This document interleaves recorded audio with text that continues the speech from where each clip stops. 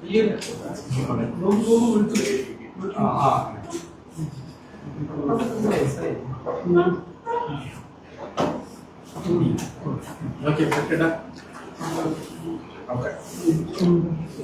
Government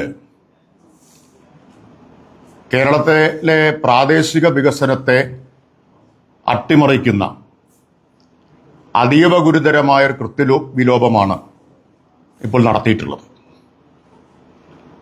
പുതിയ സാമ്പത്തിക വർഷം ആരംഭിച്ച് 4.5 മാസമായി. ഇതുവരെ തദ്ദേശ സ്ഥാപനങ്ങൾക്ക് അനുവദിക്കേണ്ട വികസന ഫണ്ടിന്റെ ആദ്യ ഗഡുവോ മെയിൻ്റനൻസ് ഗ്രാന്റിന്റെ ആദ്യ ഗഡുവോ അനുവദിച്ചിട്ടില്ല. ഇനി ഈ തുക അനുവദിച്ചു കിട്ടിയാൽ മാത്രമേ തദ്ദേശ സ്ഥാപനങ്ങൾക്ക് അവയുടെ പദ്ധതികൾ അന്തിമമാക്കാൻ കഴിയൂ. അതായത് സ്പിൽ ഓവർ പദ്ധതികളുണ്ട്. കഴിഞ്ഞ വർഷം പൂർത്തിയാവാത്ത സ്പിൽ ഓവർ പദ്ധതികൾ കൂടി കൂട്ടിച്ചേർത്ത് പദ്ധതികൾ അന്തിമമാക്കണമെങ്കിൽ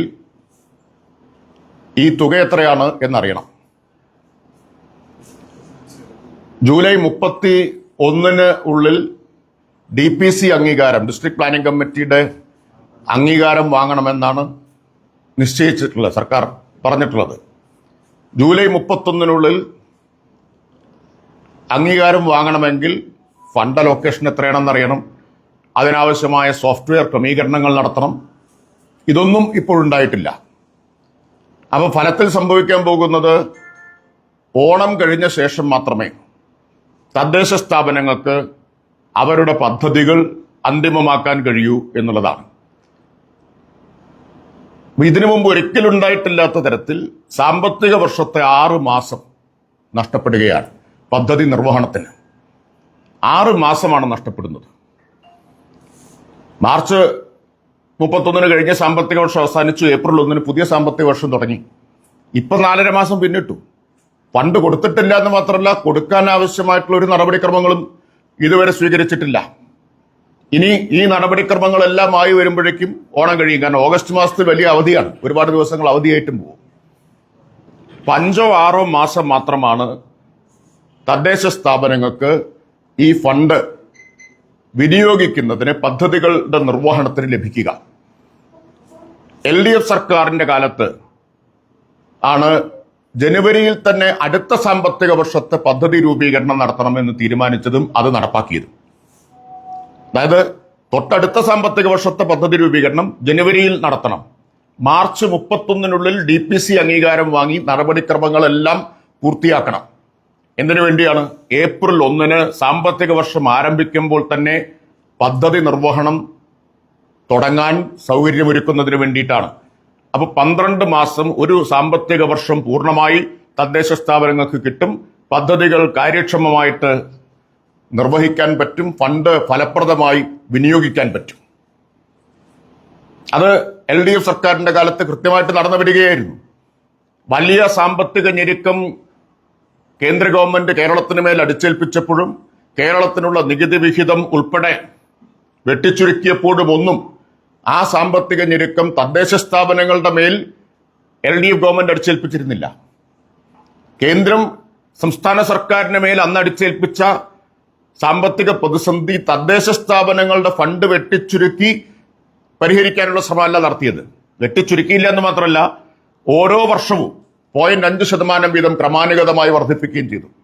ഇപ്പോ UDF സർക്കാരിന്റെ കാലത്ത്, പഴയ UDF സർക്കാരിന്റെ കാലത്ത് 2010-11 തദ്ദേശ സ്ഥാപനങ്ങൾക്കുള്ള വികസന ഫണ്ട് പദ്ധതി അടങ്കലിന്റെ 20.45% LDF സർക്കാർ പടിപടിയായി വർദ്ധിപ്പിച്ച് 0.5% വീതം വർദ്ധിപ്പിക്കണം എന്നത് 6ാം സംസ്ഥാന ധനകാര്യ കമ്മീഷന്റെ ശുപാർശയായിരുന്നു. അത് അംഗീകരിച്ച് വർദ്ധിപ്പിച്ച് ഇപ്പൊ 28.50% ഉയർത്തി. എന്നാൽ ഈ UDF ഗവൺമെന്റ് ആദ്യ ബജറ്റിൽ, ധനകാര്യമന്ത്രി മുഖ്യമന്ത്രി തന്നെയാണല്ലോ, അദ്ദേഹത്തിന്റെ ആദ്യത്തെ ബജറ്റിൽ ചെയ്തത് 1533.5 കോടി രൂപ വെട്ടിക്കുറയ്ക്കലാണ്.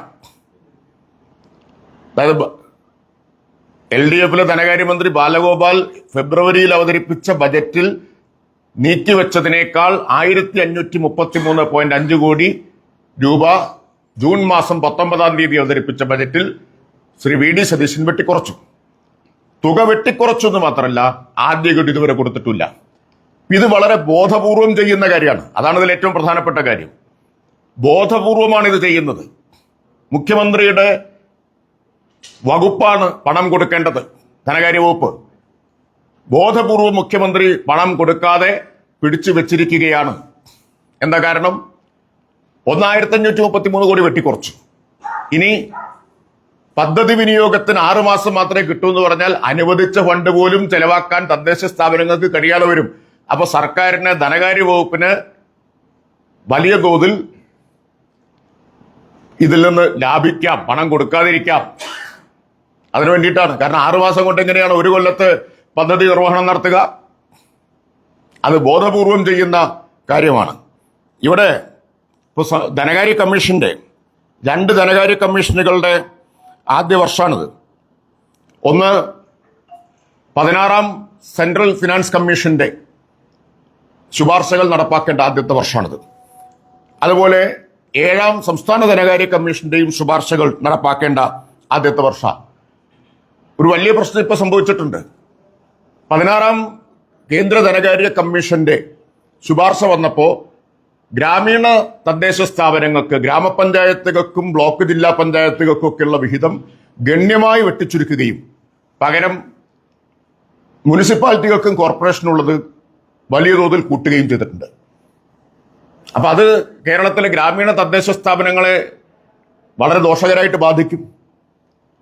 വലിയ അസന്തുലിതാവസ്ഥ വരും.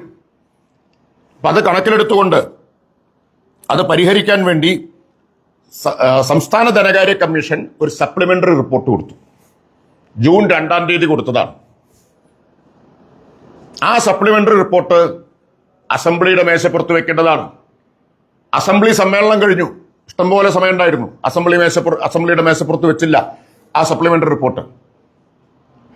കുറ്റകരമായിട്ടുള്ള അനാസ്ഥയാണ് കാണിച്ചിട്ടുള്ളത്. തദ്ദേശ വകുപ്പും മുഖ്യമന്ത്രിയും കുറ്റകരമായിട്ട് അനാസ്ഥയാണ് കാണിച്ചിട്ടുള്ളത്. അപ്പൊ ഇനി അസംബ്ലി സമ്മേളനം എപ്പോഴാണ് ചേരുക? ഇനി അസംബ്ലി സമ്മേളനം ചേരുന്നത് ഒക്ടോബർ മാസത്തിലോ മറ്റോ ആയിരിക്കും. അപ്പൊ അസംബ്ലിയുടെ മേശപ്പുറത്ത് വെച്ച് സപ്ലിമെന്ററി റിപ്പോർട്ട് വെക്കേണ്ടതിന് പകരം അതിന് വേണ്ടത്ര സാവകാശം ഉണ്ടായിട്ടും അത് വെച്ചില്ല. സംസ്ഥാന ധനകാര്യ കമ്മീഷൻ വരുത്തിയ ക്രമീകരണം, മറ്റത് അസന്തുലിതാവസ്ഥ പരിഹരിക്കാൻ സംസ്ഥാന ധനകാര്യ കമ്മീഷൻ വരുത്തിയ ക്രമീകരണ പ്രകാരമുള്ള നടപടികൾ സർക്കാർ സ്വീകരിക്കുന്നില്ല. നടപടി സ്വീകരിക്കേണ്ടത് ആരാണ്? ധനകാര്യ വകുപ്പാണ്. മുഖ്യമന്ത്രി നേരിട്ട് നേതൃത്വം കൊടുക്കുന്ന ധനകാര്യ വകുപ്പ്. അതിൽ ഇടപെടേണ്ടത് ആരാണ്? തദ്ദേശ വകുപ്പാണ്. ലീഗിന്റെ മന്ത്രിയാണ് തദ്ദേശ വകുപ്പിന്റെ മന്ത്രി. നോക്കൂ, കേരളത്തിലെ തദ്ദേശ സ്ഥാപനങ്ങളുടെ 1200 തദ്ദേശ സ്ഥാപനങ്ങൾ ഇന്ന് നിശ്ചലാവസ്ഥയിലാണ്, പരിപൂർണമായ സ്തംഭനത്തിലാണ്. അത് ജനങ്ങളെ ബാധിക്കുകയാണ്. ഏതെല്ലാം തരത്തിലാണത് ജനങ്ങളെ ബാധിച്ചുകൊണ്ടിരിക്കുന്നത്? എല്ലാ വികസനക്ഷേമ പ്രവർത്തനങ്ങളും സ്തംഭിച്ചതിലൂടെയാണ് അത് ഇന്ന് തദ്ദേശ സ്ഥാപനങ്ങളുടെ പ്രവർത്തനത്തെ അട്ടിമറിച്ചിട്ടുള്ളത്. അംഗനവാടി പോഷകാഹാര വിതരണം, അംഗൻവാടികളിലെ പോഷകാഹാര വിതരണം പൂർണ്ണമായിട്ട് നിലച്ചിരിക്കുകയാണ്. പാലിയേറ്റീവ് പ്രവർത്തനം പൂർണ്ണമായിട്ട് നിലച്ചിരിക്കുകയാണ്. ബഡ് സ്കൂളുകൾക്ക് ഈ ഫണ്ട് കിട്ടാത്തത് കൊണ്ട് ബഡ് സ്കൂളിലെ അധ്യാപകരുടെയും ജീവനക്കാരുടെയും വേതനം, കുട്ടികളെ കൊണ്ടുവരുന്ന വാഹനത്തിന്റെ പൈസ, ഭക്ഷണത്തിന്റെ പൈസ ഒന്നും കൊടുക്കാൻ നിർവാഹമില്ലാത്ത സ്ഥിതിയാണ്. ഇപ്പോൾ ഹോസ്പിറ്റലുകളിൽ പകർച്ചവ്യാധി പടർന്നു പിടിക്കുകയാണ്. ഹോസ്പിറ്റലുകളിൽ ഡോക്ടർ, ഫാർമസിസ്റ്റ് എന്നിവരെയൊക്കെ ഏർപ്പെടുത്തിയിട്ടുണ്ട്. LDF സർക്കാരിന്റെ കാലത്താണ് ഉച്ചയ്ക്ക് 1 മണി വരെ ഡോക്ടറെ അനുവദിച്ചിരുന്നതിന് പകരം ഉച്ചയ്ക്ക് ശേഷം 1 മണിക്ക് ശേഷം ഈവനിങ് OP തുടങ്ങാൻ തീരുമാനിച്ചത് LDF സർക്കാരാണ്. അതിനുവേണ്ടി ഡോക്ടറെയും ഫാർമസിസ്റ്റിനെയും അധികമായി വെക്കാൻ തദ്ദേശ സ്ഥാപനങ്ങൾക്ക് അനുമതി കൊടുത്തത് LDF സർക്കാരാണ്. ഇപ്പൊ ഈവനിങ് OP മുടങ്ങിയിരിക്കുകയാണ്. എല്ലായിടത്തും ഈവനിങ് OP മുടങ്ങിയിരിക്കുക. കാരണം ശമ്പളം കൊടുക്കാനില്ല. ശമ്പളം കൊടുക്കാനില്ലാതെ വന്നതോടുകൂടി ഡോക്ടർമാരും ഫാർമസിസ്റ്റുകളൊക്കെ ജോലി വീക്ഷിച്ചു പോയി. മാസം 4.5 കഴിഞ്ഞല്ലോ. പിന്നെ ഏറ്റവും പ്രധാനപ്പെട്ട കാര്യം, ലൈഫിന്റെ തുടർഗഡുക്കൾ കൊടുക്കാൻ പറ്റാത്ത സ്ഥിതിയാണ്. 1,07,000-ഓളം ആളുകൾ വീട് പൊളിച്ചിട്ട് നിർമ്മാണം നടത്തിക്കൊണ്ടിരിക്കുകയാണ് കേരളത്തിൽ. ലൈഫിന്റെ തുടർഗഡു കൊടുക്കണമെങ്കിൽ ഓരോ തദ്ദേശ സ്ഥാപനവും 20% വീതം അവരുടെ വികസന ഫണ്ടിന്റെ, സർക്കാർ കൊടുക്കുന്ന വികസന ഫണ്ടിന്റെ 20% ലൈഫിന് നീക്കിവെക്കേണ്ടതാണ്. എങ്ങനെ നീക്കിവെക്കും? ഫണ്ട് കൊടുക്കാതിരുന്നാൽ എങ്ങനെ നീക്കിവെക്കാൻ കഴിയും? അപ്പോൾ വീട് പൊളിച്ചിട്ടവർ ഈ ഗഡു കിട്ടാതെ വലയുകയാണ്. ആകെ അല്പമെങ്കിലും ആശ്വാസം സംസ്ഥാന സർക്കാർ, LDFന്റെ കാലത്ത് സംസ്ഥാന സർക്കാർ വായ്പ എടുത്തു കൊടുക്കുന്ന തുകയുണ്ട്. ഞങ്ങൾ അധികാരമൊഴിയുന്നതിന് മുമ്പ് തന്നെ ഹഡ്കോയിൽ നിന്ന് 1,500 കോടി രൂപ വായ്പയെടുത്ത് ലഭ്യമാക്കിയിരുന്നു. അതുകൊണ്ട് ആ വായ്പാ ഗഡു ഇപ്പൊ കൊടുക്കുന്നുണ്ട്. വായ്പാ ഗഡു കൊടുക്കാനുള്ള സൗകര്യം ഞങ്ങൾ ചെയ്തു വെച്ചിട്ടുണ്ടായിരുന്നു. 1,500 കോടി സംസ്ഥാന സർക്കാരിന്റെ ഗ്യാരണ്ടിയോടുകൂടി വായ്പയെടുത്ത് KURDFC എന്ന തദ്ദേശ വകുപ്പിന്റെ ധനകാര്യ സ്ഥാപനം മുഖേന എല്ലാ തദ്ദേശ സ്ഥാപനങ്ങൾക്കും ലഭ്യമാക്കി. അതുകൊണ്ട് ആ വായ്പാ ഗഡു മാത്രമേ കൊടുക്കാൻ പറ്റുന്നുള്ളൂ. തദ്ദേശ സ്ഥാപനത്തിന്റെ ഗഡു കൊടുക്കാൻ പറ്റുന്നില്ല. അത് കൊടുക്കണമെങ്കിലോ ഗവൺമെന്റിന്റെ ഫണ്ട് കൊടുക്കണം, വികസന ഫണ്ടിന്റെ ആദ്യ ഗഡു കൊടുക്കണം. അത് കൊടുത്തിട്ടില്ല. ഇങ്ങനെ സാർവത്രികമായിട്ടുള്ള പ്രതിസന്ധി സൃഷ്ടിച്ചിരിക്കുകയാണ് UDF ഗവൺമെന്റ്. ഇപ്പൊ കഴിഞ്ഞ തദ്ദേശ സ്ഥാപനങ്ങളുടെ തെരഞ്ഞെടുപ്പിലും ഭൂരിപക്ഷം ജയിച്ചത് ഇവരാണല്ലോ. ഞാൻ സംസാരിക്കുന്നത് കക്ഷി രാഷ്ട്രീയത്തിന്റെ അടിസ്ഥാനത്തിലല്ല. കേരളത്തിൽ ഭൂരിപക്ഷം വരുന്ന തദ്ദേശ സ്ഥാപനങ്ങൾ ഭരിക്കുന്ന UDFന്റെ കൂടി തദ്ദേശ ഭരണസമിതികൾക്ക് വേണ്ടിയാണ് സംസാരിക്കുന്നത്. അവർക്കാർക്കും ആക്ഷേപമില്ലേ? ഇപ്പൊ ആരും പ്രമേയം പാസാക്കി അയക്കുന്നില്ലല്ലോ. ആരും പ്രമേയം പാസാക്കിയിട്ട് അയക്കുന്നില്ലല്ലോ സംസ്ഥാന ഗവൺമെന്റിന്. ലീഗിന്റെ മന്ത്രിയല്ലേ തദ്ദേശ വകുപ്പിന്റെ മന്ത്രി. ഇത് വല്ലതും അറിയുന്നുണ്ടോ? ഇത് വല്ലതും അവരെ ബാധിക്കുന്നുണ്ടോ? ലീഗ് നട്ടല് VD സതീശന് പണയപ്പെടുത്തിയിരിക്കുകയാണ്. അല്ലെങ്കിൽ ആത്മാഭിമാനമുള്ള ഒരു മന്ത്രിക്ക് ഇത് അനുവദിച്ചു കൊടുക്കാൻ പറ്റുമോ? 4.5 മാസമായിട്ട് ഒരു നടപടിയും ഒരു ഗവൺമെന്റ് സ്വീകരിക്കാതിരിക്കുകയാണ്. കേന്ദ്ര ധനകാര്യ കമ്മീഷന്റെ ശുപാർശകളിലെ അസന്തുലിതാവസ്ഥ പരിഹരിക്കാൻ വേണ്ടി അടിയന്തരമായി സംസ്ഥാന ധനകാര്യ കമ്മീഷൻ സപ്ലിമെന്ററി റിപ്പോർട്ട് കൊടുത്തിട്ട് അതൊന്ന് അസംബ്ലിയിൽ വെക്കാൻ പോലും തയ്യാറായില്ല എന്ന് പറഞ്ഞാൽ എന്തൊരു സർക്കാരാണത്? എന്തൊരു സർക്കാരാണ്? സോഫ്റ്റ്വെയറിൽ വേണ്ട ക്രമീകരണം പോലും ഇതുവരെ നടത്തിയിട്ടില്ല. അതിന് വാലിഡേഷൻ നടത്തിയിട്ടില്ല. എന്താണ് ഇവരുടെ മുൻഗണന? മുൻഗണന എന്താണെന്ന് നമ്മൾ കണ്ടതാണ്. ബക്കാഡിയുടെ ഫയൽ 3 ദിവസം കൊണ്ട് പൊങ്ങിയല്ലോ. 3 ദിവസം കൊണ്ട് മുഖ്യമന്ത്രിയുടെ അടുത്തെത്തി അംഗീകാരം കൊടുത്തു, ബജറ്റിൽ വെച്ച് പ്രഖ്യാപിച്ചല്ലോ മദ്യ കമ്പനിക്ക് നികുതി ഇളവ് കൊടുക്കാനുള്ളത്. അപ്പൊ മുൻഗണന അതാണ്. പ്ലീഡർ നിയമനം, RSSകാരെ മുഴുവൻ ഫീഡർമാരായിട്ട് നിയമിക്കാൻ ചടുലമായിട്ട് ഫയൽ നീങ്ങിയല്ലോ. അപ്പൊ അതൊക്കെയാണ് മുൻഗണന. കേരളത്തിൽ അംഗൻവാടി കുട്ടികളുടെ പോഷകാഹാര വിതരണം മുടക്കിയ, ആശുപത്രികളിലെ ഡോക്ടർ ഫാർമസിസ്റ്റുകൾക്ക് ശമ്പളം കൊടുക്കാൻ നിർവാഹമില്ലാതെ ഈവനിംഗ് ഒപ്പികൾ മുടക്കിയ, ബഡ് സ്കൂളിന്റെ പ്രവർത്തനം അവതാളത്തിലാക്കിയ ഈ പ്രതിസന്ധി സൃഷ്ടിച്ചത് UDF ഗവൺമെന്റ്. പ്രധാനമായിട്ട് മുഖ്യ ഉത്തരവാദിത്വം ധനകാര്യമന്ത്രിക്കും, രണ്ടാമത്തെ ഉത്തരവാദിത്വം തദ്ദേശ വകുപ്പ് മന്ത്രിക്കാണ്. തദ്ദേശ വകുപ്പ് മന്ത്രി, അതിന് നേതൃത്വം കൊടുക്കുന്ന ലീഗ്, അവർ വാ തുറന്ന് ആവശ്യപ്പെടണ്ടേ?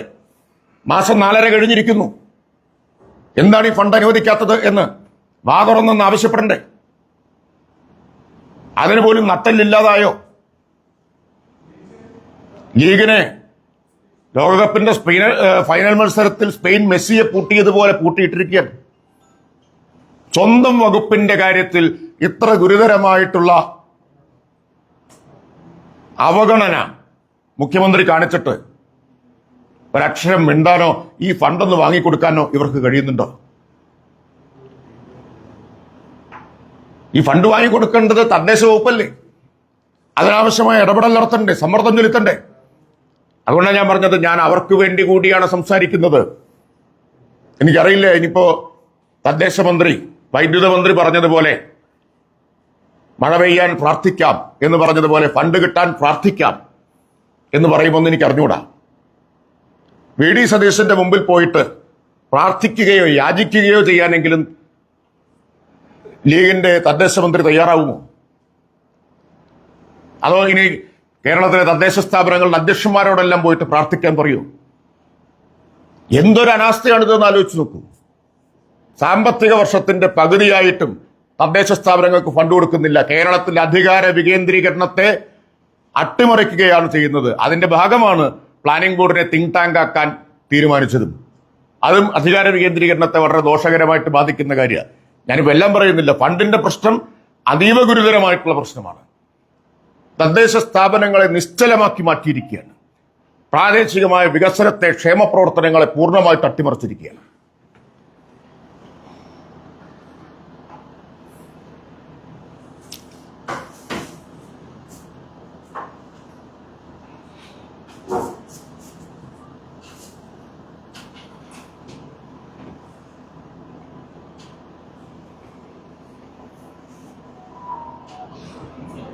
ഇത്രയും ഗുരുതരമായൊരു സ്തംഭനാവസ്ഥ ഉണ്ടായിട്ട് എന്തുകൊണ്ടാണത് മാധ്യമങ്ങൾക്ക് വാർത്തയാവാത്തതെന്ന് ഞാൻ അത്ഭുതപ്പെടുകയാണ്. നിങ്ങളൊന്ന് അന്വേഷിച്ചാൽ മതി. അംഗൻവാടി പോഷകാഹാര വിതരണവും ബഡ് സ്കൂളിന്റെ പ്രവർത്തനവും ആശുപത്രികളുടെ പ്രവർത്തനം, പ്രൈമറി ഹെൽത്ത് സെന്ററുകളുടെ പ്രവർത്തനമൊക്കെ അവതാളത്തിലായത് 6 മാസം ഇതിനു മുമ്പ് ഇങ്ങനൊരു സാഹചര്യം ഉണ്ടായിട്ടുണ്ട്. കേരളത്തിലെ തദ്ദേശ സ്ഥാപനങ്ങൾ ഇനി പൂട്ടി താക്കോലുമായിട്ട് പോകുന്നതല്ലേ ഇപ്പം നല്ലത്? ഒന്നും ചെയ്യാനില്ലല്ലോ.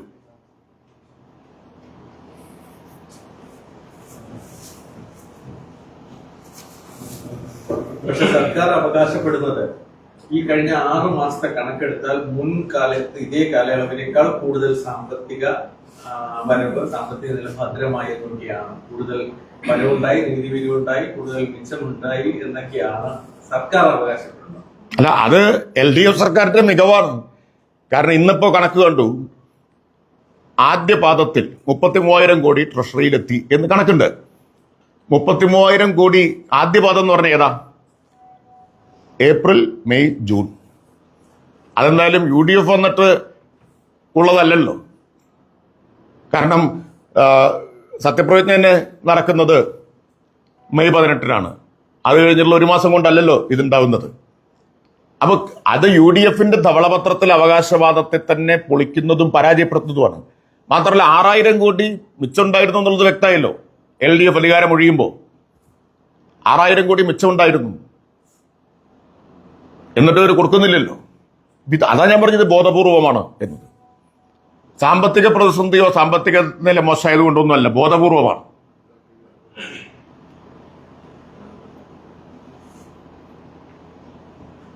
തദ്ദേശ സ്ഥാപനങ്ങളുടെ ഫണ്ട് തടഞ്ഞു വെക്കുന്നതിൽ ഭരണ ലക്ഷ്യമുണ്ടോ? അല്ല, തടഞ്ഞു വെക്കുക എന്ന് പറഞ്ഞാൽ 6 മാസത്തെ കഴിഞ്ഞിട്ട് കൊടുത്താൽ പിന്നെ അവർക്കത് മുഴുവൻ വിനിയോഗിക്കാൻ പറ്റുമോ? വിനിയോഗിക്കാൻ പറ്റിയില്ലെങ്കിലോ സർക്കാരിന് തിരിച്ചെടുക്കാമല്ലോ. അതാണ് ലക്ഷ്യം.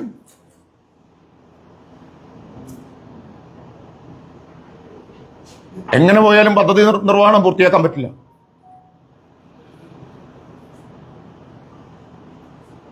മറ്റൊരു പ്രധാനപ്പെട്ട വിഷയം ഈ പൊതിച്ചോറ് വിതരണവുമായി ബന്ധപ്പെട്ടുകൊണ്ട് ആരോഗ്യമന്ത്രി ഒരു പ്രസ്താവന നടത്തി. ആശുപത്രികൾക്കുള്ളിൽ അത്തരം ഒരു പരിപാടി നടത്താൻ സമ്മതിക്കില്ല എന്നാണ് പറയുന്നത്. അതിനെതിരെ വലിയ പ്രതിഷേധമാണ് സമൂഹത്തിൽ നിന്ന് ഉയർന്നു വരുന്നത്. നോക്കി, മനുഷ്യന്റെ വിശപ്പിനുള്ളതാണല്ലോ ചോറ്. അപ്പൊ അന്നത്തിൽ പോലും രാഷ്ട്രീയം കാണുന്ന ഒരു നീചമായ മനോഭാവമാണത്. എല്ലാം രാഷ്ട്രീയത്തിന്റെ കണ്ണടയിൽ, കക്ഷി രാഷ്ട്രീയത്തിന്റെ കണ്ണടയിലൂടെ, രാഷ്ട്രീയത്തിന്റെ എന്നല്ല കക്ഷി രാഷ്ട്രീയത്തിന്റെ കണ്ണടയിലൂടെ കാണുന്ന എത്ര ഇടുങ്ങിയമായിട്ടുള്ള മനോഭാവമാണത്. അന്നത്തിൽ രാഷ്ട്രീയം കലർത്തുകയാണ്. BJP ഗവൺമെന്റ് അടുക്കളയിൽ ബീഫ് പാകം ചെയ്യുന്നുണ്ടോന്ന് എത്തി നോക്കുന്നത് പോലെ അതിന്റെ മറ്റൊരു മനോഭാവമാണത്. ആളുകൾ വാങ്ങിക്കഴിക്കുന്നത് ആര് തരുന്നതെന്ന് നോക്കിയിട്ടല്ല. എന്തിനാണ് അത് മുടക്കാൻ നടക്കുന്നത്? DYFI കൊടുക്കുന്നു എന്നുള്ളതാണ്. DYFI കഴിഞ്ഞ 10 കൊല്ലമായിട്ട് കൊടുക്കില്ല. ആരെങ്കിലും ആക്ഷേപം പറഞ്ഞിട്ടുണ്ടോ ഇവിടെ? ഇതുവരെ ആരുടെയെങ്കിലും എതിർപ്പുണ്ടായിട്ടുണ്ടോ? DYFI ഇത് മാത്രമല്ലല്ലോ ചെയ്തിട്ടുള്ളത്. എന്തെല്ലാം ചെയ്തിട്ടുണ്ട് നാട്ടിൽ? അത് രാഷ്ട്രീയം നോക്കിയിട്ടാണോ ചെയ്തിട്ടുള്ളത്? ശ്രീ K മുരളീധരനെ ഒരു കാര്യം ഞാൻ ഓർമ്മിപ്പിക്കുകയാണ്. DYFI അദ്ദേഹത്തിന്റെ പിതാവ് ശ്രീ K കരുണാകരൻ എത്ര ബഹുമാനപൂർവമാണ് കണ്ടത് എന്നൊന്ന് ഓർമ്മിപ്പിക്കുകയാണ്. കരുണാകരനോട് ഞങ്ങൾക്ക് ഒരുപാട് വിയോജിപ്പൊക്കെ ഉണ്ട്. കരുണാകരന്റെ പോലീസ് വലിയ തോതിൽ DYFI ആക്രമിച്ചിട്ടുണ്ട്. പക്ഷെ DYFI എന്താണെന്ന് ശ്രീ കെ കരുണാകരന് നന്നായിട്ട് അറിയാമായിരുന്നു. അത് സമരത്തിലാണെങ്കിലും സാന്ത്വന പ്രവർത്തനങ്ങളിലാണെങ്കിലും ജീവകാരുണ്യത്തിലാണെങ്കിലും ഒക്കെ. ദുരിതാശ്വാസ ഫണ്ട് ശ്രീ കെ കരുണാകരൻ മുഖ്യമന്ത്രിയായിരിക്കുമ്പോൾ കൈമാറാൻ വേണ്ടി അന്ന് ഡിവൈഎഫ്ഐയുടെ സംസ്ഥാന സെക്രട്ടറി ആയിരുന്ന സഖാവ് എസ് ശർമ്മയുടെ നേതൃത്വത്തിൽ സംസ്ഥാന നേതാക്കൾ സെക്രട്ടേറിയറ്റിൽ ചെന്നു. ഓർക്കണം, കെ കരുണാകരനെ ശക്തമായിട്ട് എതിർക്കുന്ന യുവജന സംഘടന, വലിയ സമരങ്ങൾ നടന്നുകൊണ്ടിരിക്കുന്ന കാലമാണ്, ലാത്തിച്ചാർജ് വെടിവെപ്പൊക്കെ ഉണ്ടായ കാലമാണ്. അന്ന് ഫണ്ട് പിരിച്ചിട്ട് കോൺഗ്രസ് ഗവൺമെന്റാണ്, കരുണാകരനാണ് കൊടുക്കില്ല എന്നല്ല തീരുമാനിച്ചത്. ആ ഫണ്ടുമായിട്ട് ചെക്ക് കൈമാറാൻ സെക്രട്ടേറിയറ്റിൽ പോയി, കാണാൻ അനുമതി കൊടുത്തില്ല. ഇവര് തിരിച്ചു വന്നു. ഇതറിഞ്ഞ കരുണാകരൻ ഡിവൈഎഫ്ഐ സംസ്ഥാന കമ്മിറ്റി ഓഫീസിലേക്ക് ഫോൺ ചെയ്ത് ഒരു കാറ് മുഖ്യമന്ത്രിയുടെ നിർദ്ദേശപ്രകാരം പറഞ്ഞയച്ച് ആ കാറിൽ ഡിവൈഎഫ്ഐ നേതാക്കളെ വിളിച്ചു വരുത്തി ചെക്ക് സ്വീകരിച്ചതിന്റെ പടമെങ്കിലും ശ്രീ മുരളീധരൻ ഒന്ന് കാണണം. അച്ഛന്റെ പേര് മോശാക്കരുത് എന്ന് എനിക്ക് അദ്ദേഹത്തോട് പറയാനുള്ളൂ. ശ്രീ കെ കരുണാകരൻ പോലും ഡിവൈഎഫ്ഐ ഏറ്റവും വലിയ സംഘർഷം കരുണാകരന്റെ സർക്കാരുമായിട്ടുണ്ടായിട്ടുണ്ട്. ആ കാലത്ത് ഡിവൈഎഫ്ഐ അങ്ങോട്ടും ശ്രീ കരുണാകരൻ ഇങ്ങോട്ടും സ്വീകരിച്ചൊരു സമീപനമുണ്ട്. അതാണ് രാഷ്ട്രീയത്തിലെ പുലർത്തേണ്ട അന്തസ്സ്. നാടിന്റെ കാര്യങ്ങളെ സംബന്ധിച്ച് ഇത്തിരി ഇടുങ്ങിയ മനോഭാവം കാണിക്കാൻ പാടില്ല. അതാണ് എനിക്ക് ശ്രീ കെ മുരളീധരനോട് പൊതിച്ചോറിന്റെ കാര്യത്തിൽ പറയാനുള്ളത്.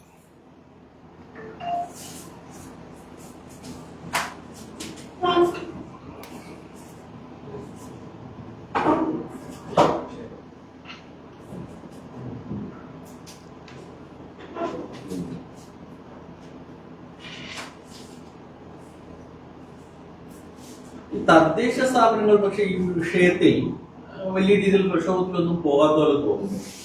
അതാ ഞാൻ ചോദിച്ചത്. പ്രതിസന്ധി ഉണ്ടെന്ന് പറയുമെങ്കിലും അതിന് കാരണം എന്താ? ഭൂരിപക്ഷം തദ്ദേശ സ്ഥാപനങ്ങളും UDFന്റെ നേതൃത്വത്തിലാണ്.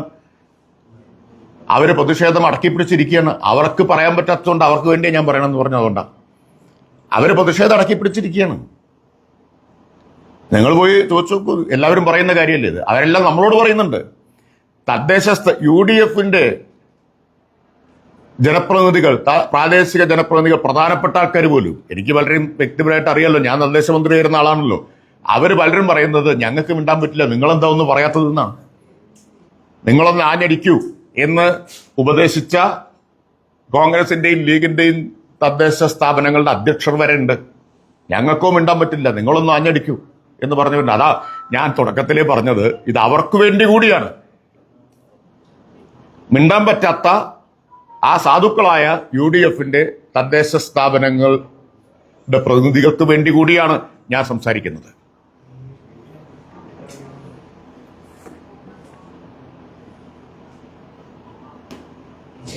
സർക്കാരിന് അധികാരത്തിലെത്തിയിട്ട് ഭരിക്കാനുള്ള ഒരു തയ്യാറെടുപ്പ് നടക്കുന്നില്ല. നിയമനങ്ങൾ വിവാദമാവുന്നു, അത്തരം പ്രവർത്തനം മാത്രമാണ് ഇപ്പോൾ.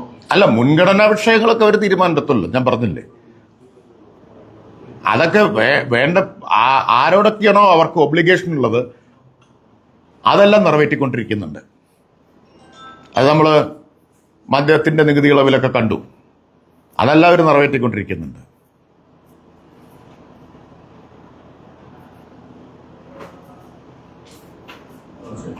കേരളത്തിലെ വികസനത്തിന്റെ ഒരു വലിയ പങ്ക് നിർവഹിക്കുന്നത് തദ്ദേശ സ്ഥാപനങ്ങളാണ്.